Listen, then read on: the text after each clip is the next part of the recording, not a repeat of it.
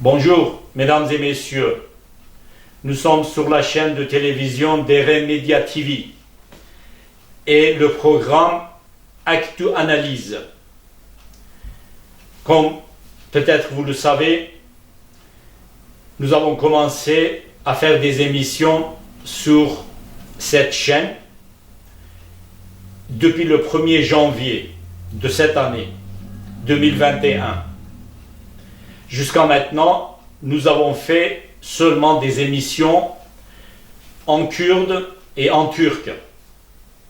Donc, désormais, nous allons faire aussi des émissions en français. Parce que j'entends beaucoup d'amis qui me disent « Vous faites des émissions en turc et en kurde ».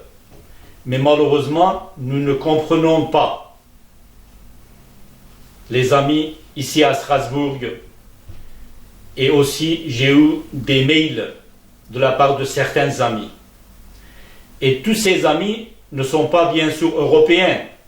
Il y a aussi des Kurdes, des Turcs qui me disent « Nous ne comprenons pas bien ni le kurde ni le turc, parce qu'ils ont vécu ici, en Europe, soit en France, en Allemagne et dans les autres pays européens. » C'est pourquoi j'ai trouvé nécessaire de faire aussi cette émission. Actu Analyse, ça veut dire actualité avec mon analyse. Donc je vais faire moi-même, peut-être 2 fois par mois, peut-être 1 fois par semaine. On verra selon nos disponibilités. Donc, désormais, vous pouvez regarder notre chaîne. Comme je vous ai dit, de temps en temps, vous verrez des émissions aussi en français. Et bien sûr, je ne vais pas faire tout seul cette émission toujours. De temps en temps, peut-être, je vais aussi inviter mes amis européens, français, allemands, anglais, hollandais, belges, et surtout les membres du Parlement européen, les administrateurs au Parlement européen, au Conseil de l'Europe, et aussi dans les autres instances européennes qui sont surtout présents à Strasbourg. Et bien sûr, je vais inviter de temps en temps mes collègues journalistes avec qui nous allons faire le point sur l'actualité. Mais notre chaîne de télévision est plutôt consacrée à la Turquie et les régions kurdes. C'est pourquoi on fait plutôt des émissions en kurde et en turc. Si on fait des émissions en français, bien sûr, nous allons surtout parler de la situation actuelle de la Turquie et aussi des régions kurdes. En Turquie, en Irak, en Iran et en Syrie. C'est pourquoi si j'invite des gens qui viennent ici discuter avec moi, ce seront les gens qui connaissent mieux, soit peut-être seulement la Turquie, soit seulement les Kurdes, et aussi bien sûr la Turquie et les Kurdes. Et bien sûr, nous allons parler aussi de l'Union européenne. Parce que la Turquie est candidat à l'Union européenne. Il y a beaucoup de choses qui se passent concernant la Turquie ici en Europe. Donc, nous parlons aussi de l'Union européenne. La politique de l'Union européenne en ce qui concerne la Turquie et aussi les Kurdes. Notre chaîne de télévision d'Eren Media TV n'est pas une chaîne seulement politique. Bien sûr, on fait aussi des émissions culturelles.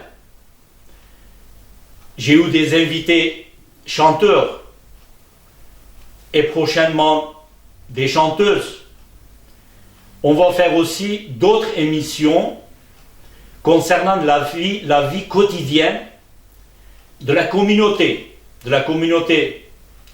kurde, de la communauté turque, et aussi on fera des émissions sur la situation de la diaspora kurde, turque, et aussi peut-être arabe et d'autres ethniques qui vivent ici en Europe. Donc, la chaîne d'Eremedia TV est une chaîne communautaire. Nous parlons de la politique, nous parlons de l'actualité, des infos, et aussi de la culture, de littérature, et aussi beaucoup d'autres choses qui nous concernent, surtout dans notre vie quotidienne. Pour la première fois, comme nous faisons cette émission aujourd'hui, je vais vous parler de certains points concernant l'actualité en Turquie. En Turquie, en ce moment-là, on discute beaucoup, presque, sur toutes les chaînes de télévision turques. Il y a la discussion concernant les élections anticipées. Peut-être vous le savez, normalement en Turquie, c'est en 2023 qu'il faut faire les élections présidentielles et aussi parlementaires. Mais depuis quelques semaines, surtout l'opposition, le parti CHP et İYİ Parti font pression sur le pouvoir d'organiser les élections anticipées, soit à la fin de cette année 2021, soit au début de l'année prochaine, 2022. Mais jusqu'à maintenant, nous n'avons pas vu une position claire des partis au pouvoir. Ça veut dire de l'AKP, le parti du président Erdogan, et aussi son petit allié, MHP. Ces partis n'ont pas bien clarifié leur position concernant la volonté de l'opposition de faire les élections anticipées. Simplement, certaines personnalités proches, soit de AKP et de MHP, disent non, on ne fera pas les élections anticipées, les élections auront lieu en 2023, comme c'est prévu. On verra dans les prochains jours, dans les prochaines semaines peut-être, qu'est-ce qui va se donner à la suite de ces discussions et surtout à la suite de cette volonté de l'opposition pour les élections anticipées. Un autre point que je veux attirer l'attention, c'est la volonté de MHP qui est associé à AKP dans le pouvoir d'interdire le parti kurde. Certains disent parti pro-kurde, mais moi je dis parti kurde.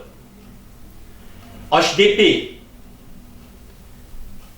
dans les émissions des télévisions turques, il y a beaucoup de discussions aussi concernant ce point.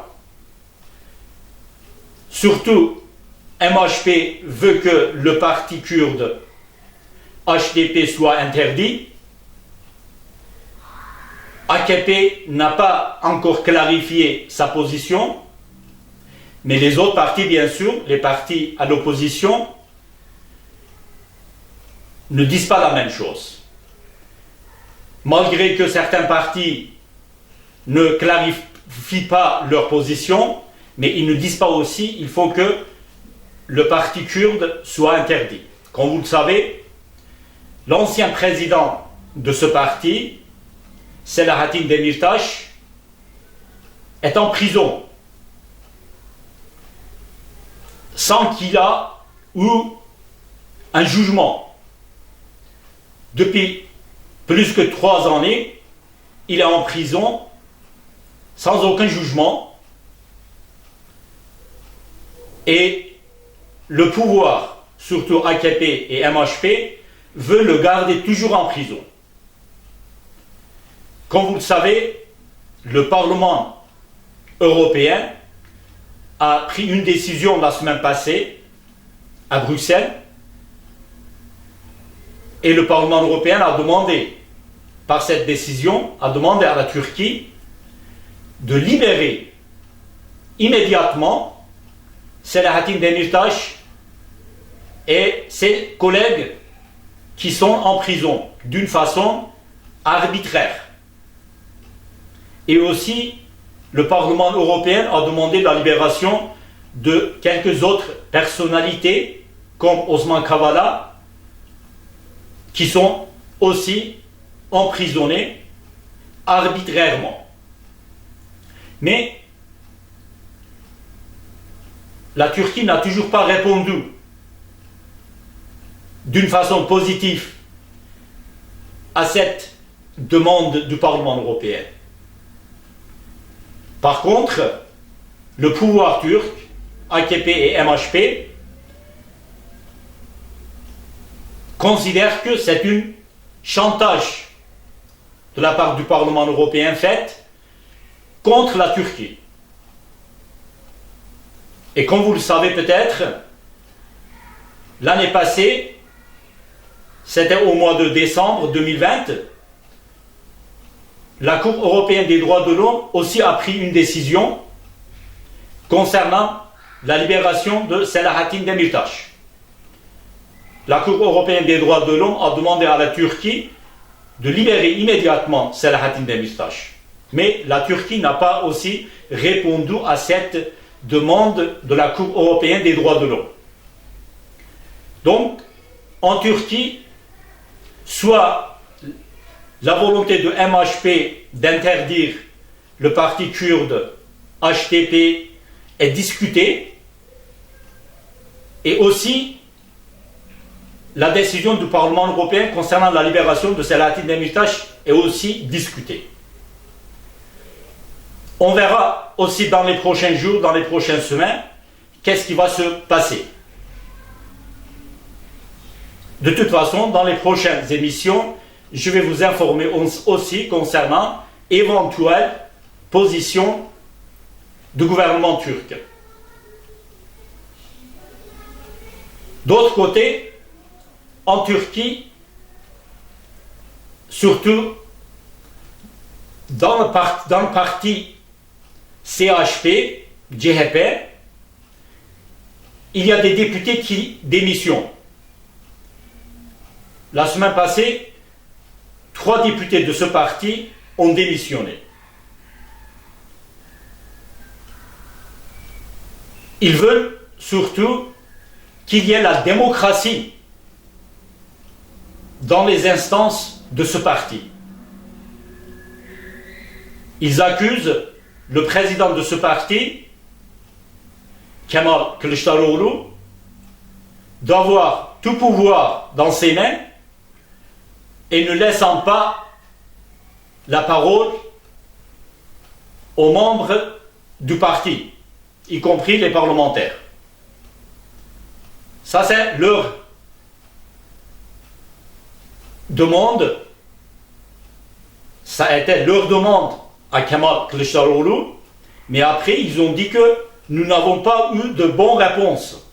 C'est pourquoi ils ont démissionné de ce parti. Ça, c'est aussi un point de l'actualité qui est discuté en Turquie. On dit, est-ce que c'est le parti au pouvoir AKP qui veut disperser ce parti, il y a certains dirigeants de ce parti accusent Recep Tayyip Erdogan de mêler ses mains dans ce parti, CHP. Ça, c'est leur position, surtout le parti CHP qui le dit, et AKP de l'autre côté accuse ce parti de ne pas avoir la démocratie dans ses instances. C'est pourquoi ses membres démissionnent. Ça, c'est aussi un autre point qui est discuté en Turquie. Chers spectateurs, au-delà des frontières de la Turquie, dans les régions kurdes surtout, malheureusement, la situation n'est pas calme. Au Kurdistan de l'Irak, au Kurdistan syrien, nous disons Rojava, et aussi en Iran, dans les régions des Kurdes, en Iran, la situation n'est pas calme. Au Kurdistan irakien, malheureusement, depuis presque une année, le pouvoir central de l'Irak, depuis Bagdad, n'envoie pas assez de budget pour la région kurde. Donc c'est pour ça le gouvernement régional kurde ne peut pas payer les salaires de ses fonctionnaires, y compris le salaire des Peshmerga. À cause de ceci, il y a eu des manifestations à Erbil et aussi dans les autres villes de la région. Malheureusement, cette situation n'est pas toujours résolue. De l'autre côté, peut-être vous avez entendu, surtout, il y a un danger qu'il y ait un affrontement entre le PKK et le Parti démocratique du Kurdistan irakien. Il y a certains milieux qui accusent la Turquie surtout de faire les provocations afin qu'il y ait un affrontement, une guerre, une sale guerre entre ces deux partis. Et de l'autre côté, heureusement, les dirigeants de ces deux forces kurdes, soit du PKK, soit du Parti démocratique du Kurdistan, ont fait des déclarations qu'il n'y aura pas de guerre. Heureusement. Au Kurdistan syrien, dans la région Rojava, malheureusement la situation n'est toujours pas calmée. Comme vous le savez, à Afrin, il y a une force turque. Et c'est la Turquie qui dirige presque cette ville kurde. Peut-être pas directement, mais indirectement, c'est la Turquie qui gouverne cette ville. De l'autre côté, surtout avec les élections qui se sont passées aux États-Unis, les forces kurdes, avec ses alliés, ont eu de difficultés de pouvoir se défendre assez. Et dans cette région-là, il y a un danger qui peut venir de Daesh toujours, et aussi il y a un autre danger qui peut venir du gouvernement central syrien, de Damas. Toujours il y a eu des affrontements. En ce moment-là aussi, la situation n'est pas calme. En Iran, malheureusement, la situation est aussi tragique.